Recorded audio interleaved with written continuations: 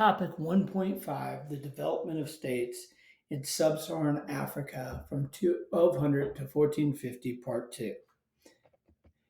And what we're focusing on in both of these videos is answering the question: what factors contributed to the development of states in Sub Saharan Africa, and how did these states unify, rule, and provide for their populations? So, when we investigate this, states during the global tapestry unify and rule and provide for their population. So when we talk about unifying, we're talking about some sort of common culture. When we talk about ruling, we're talking about the legitimacy and bureaucracy. And when we talk about providing, it focuses on agriculture and trade. So unification always takes place with some sort of common identity and common ethical behavior.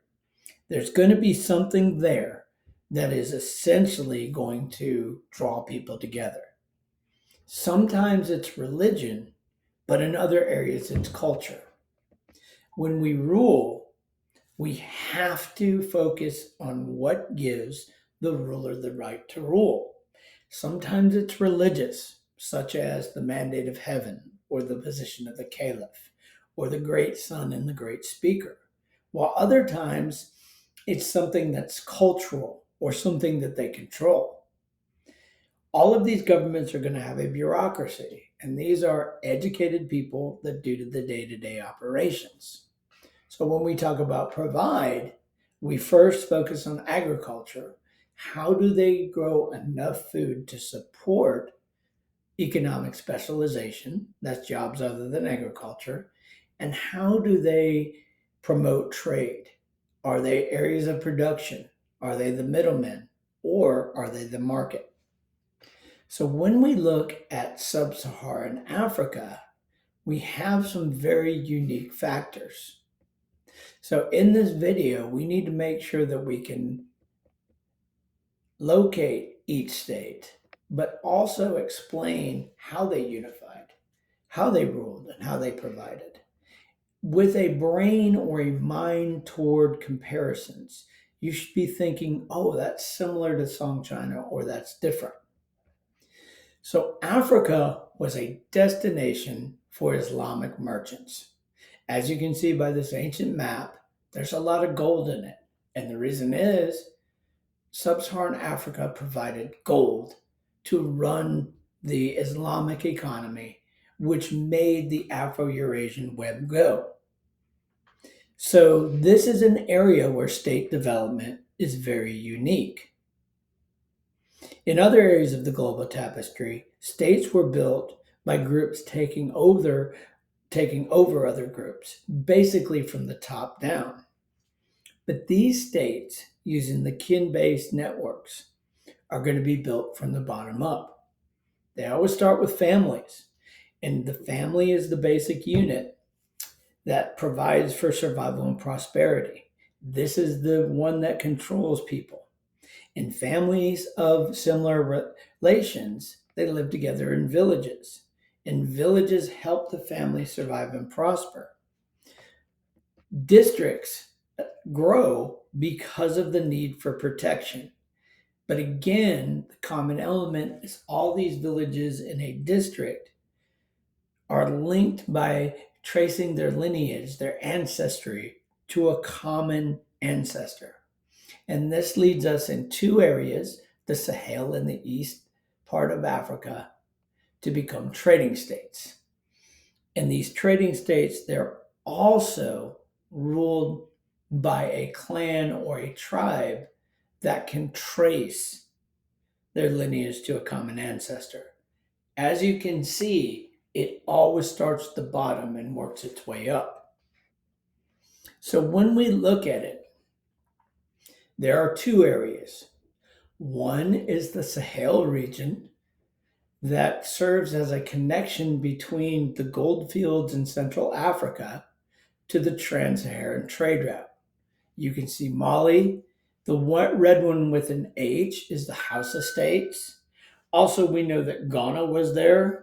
But the point being is these states, though ruled by tribal leaders, They develop into trading states because they control the access to the needed gold, salt, and finally ivory.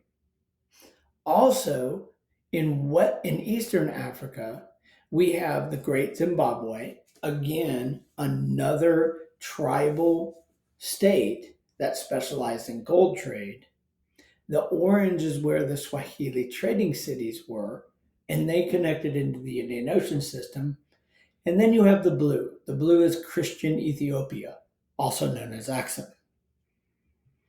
All of these areas developed as states because of their connected to outside trade. So when we look at unity, religion is going to take a back seat to a common culture. Every one of these states was founded by Bantus. Bantus share a common culture, a common dress, and speak a language from the same family. And it's going to be the unity of these Bantus and the promotion of survival and prosperity, which is going to really unify these states. Remember, the family is the basic unit of culture. It's the one that does the initial teaching. And so these are going to unify the people under the government that is usually tribal. Now, religion does play a role, and the African religion at this time was polytheistic, and it focused on ancestor veneration, along with certain spirits within the environment. When you look at the big picture, all the Bantus also shared these religious ideas and turned to their ancestors in worship and respect for guidance. Now, the only one that stands out that was a little bit different is the Ethiopian kingdom of Axum. Due to their proximity to the Middle East, in their early development, they adopted Christianity. But again, as you can see by this picture, they developed a unique version of Christianity called the Coptic Christian Church that blends a lot of traditional African Bantu ideas in with Christianity. Also, your book does say that Islam was adopted by all of the other states, but this was not for unity. This was simply to get better trade relations with the Islamic merchants. Traditional religious beliefs and traditional culture continued to be the main thing that unified people. One could be both a Muslim, but continue to worship their own traditional beliefs and practice their own Bantu culture. So when we look at ruling, we're talking about what legitimizes the ruler and how do they develop a bureaucracy.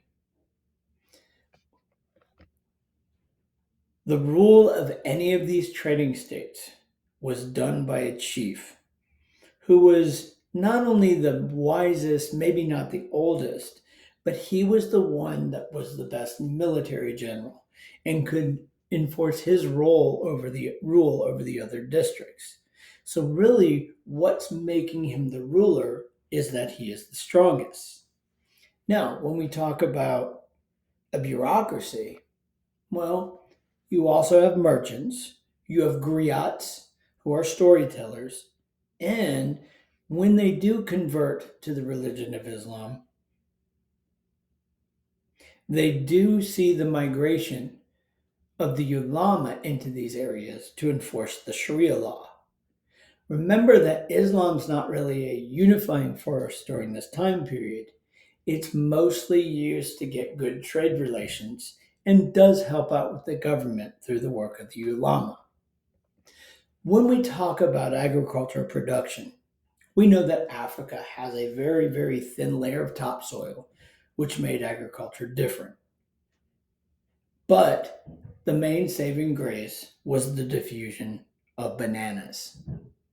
Bananas are native to Southeast Asia, and due to the work of early sailors who arrived on the East Coast and in Madagascar, bananas were transferred into Africa and began to grow.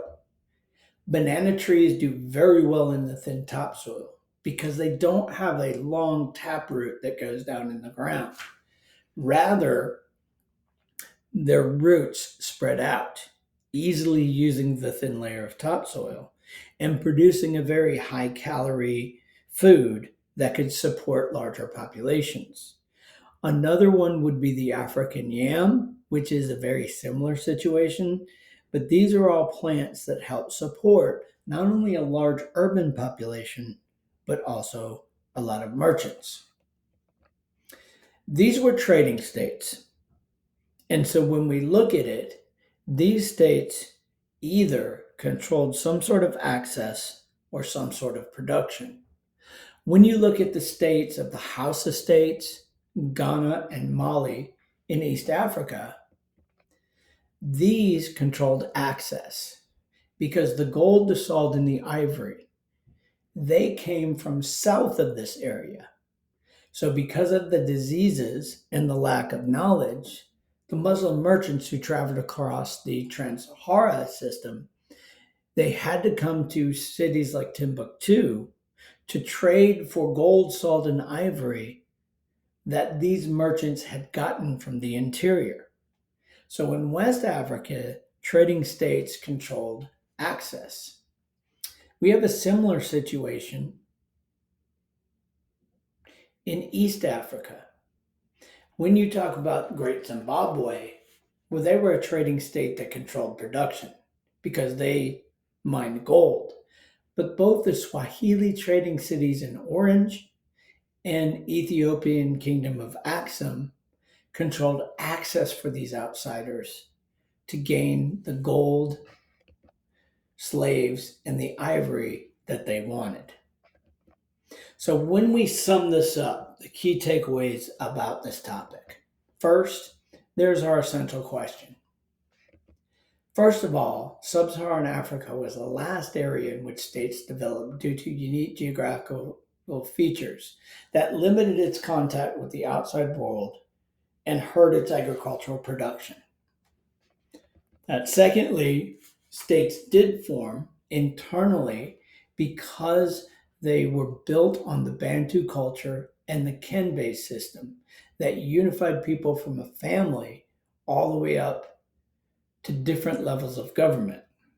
Externally, areas that connected to the Afro Eurasian trade routes allowed for the development of trading states.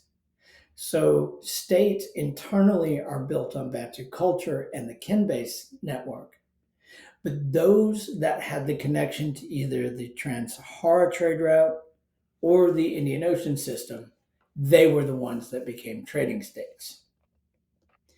That the states in Africa used kinship groups to unify their population. People were unified under trading states government by the idea that they shared a common culture and all descended from a common ancestor. Leaders in African trading states were legitimized by being a chief who controlled the army and used a bureaucracy of soldiers and merchants. But remember, in some states, Islam was adopted mostly to gain better trade relations, and this brought the ulama in to be part of their bureaucracy. That trading states in sub-Saharan Africa were supported by the cultivation of bananas and controlled access to the gold, ivory, salt, and slaves that were in demand by Muslim merchants. I would make sure, by the way, that I understood what came from where. And then lastly, that these states participated in the Afro-Eurasian trade.